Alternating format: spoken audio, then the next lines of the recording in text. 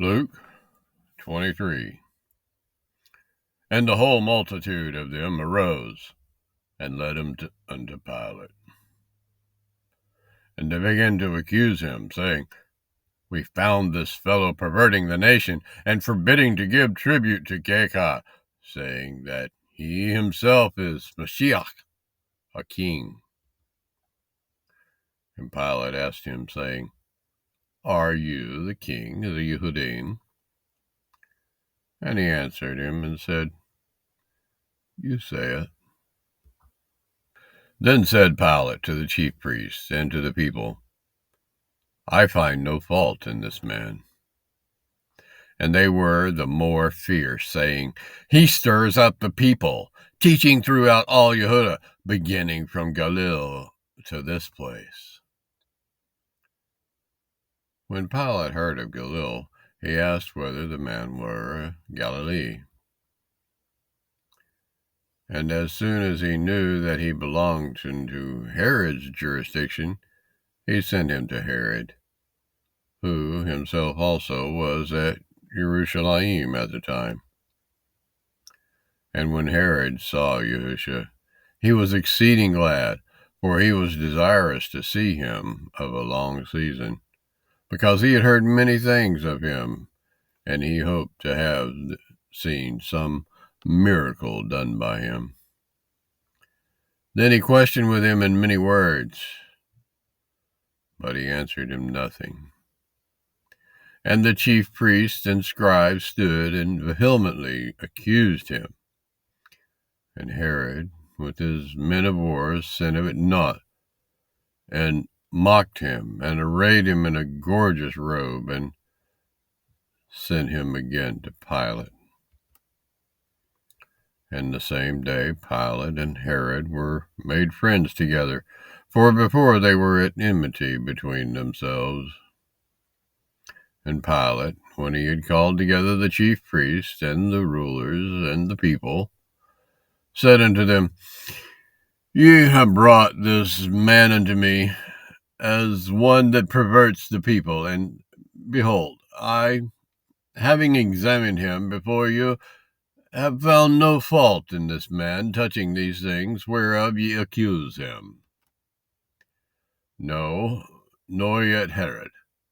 For I sent you to him, and lo, nothing worthy of death is done unto him. I will therefore chastise him and release him. For of necessity he must release one unto them at the feast. And they cried out all at once, saying, Away with this man, and release unto us that Barabbas, who for a certain sedition made in the city, and for murder was cast into prison. Pilate, therefore, willing to release YAHUSHA, spoke again to them. But they cried, saying, Crucify him! Crucify him! And he said unto them the third time, Why? What evil has he done? I have found no cause of death in him. I will therefore chastise him, and let him go. And they were instant with loud voices, requiring that he might be crucified. And the voices of them and of the chief priests prevailed. And Pilate gave sentence that it should be as they required. And he released unto them that for sedition and murder was cast into prison, whom they had desired, but as he delivered YAHUSHA to their will. And as they led him away, they laid hold upon one Simon, a Cyrenian, coming out of the country, and on him they laid the cross, that he might bear it after YAHUSHA. And there followed him a great company of people and of women, which also bewailed and lamented him. But YAHUSHA, turning unto them, said, Daughters of Jerusalem, weep not for me, but weep for yourselves and for your children. For behold, The days are coming in the which they shall say, Blessed are the barren, and the wombs that never bore, and the breasts which never gave suck. Then shall they begin to say to the mountains, Fall on us, and to the hills, Cover us. For if they do these things in a green tree, what shall be done in the dry?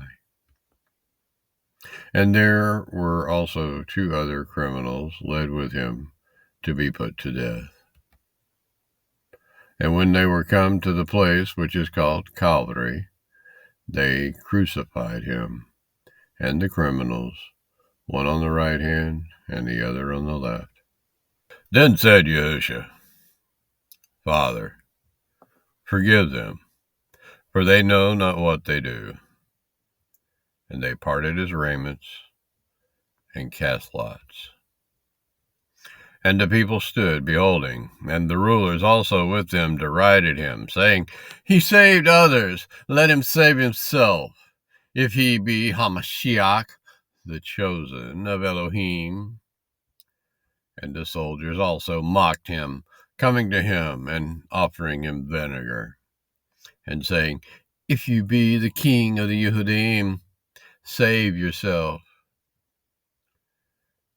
And a superscription also was written over him in the letters of Yavani and Latin and Ivrit, This is the king of the Yehudim.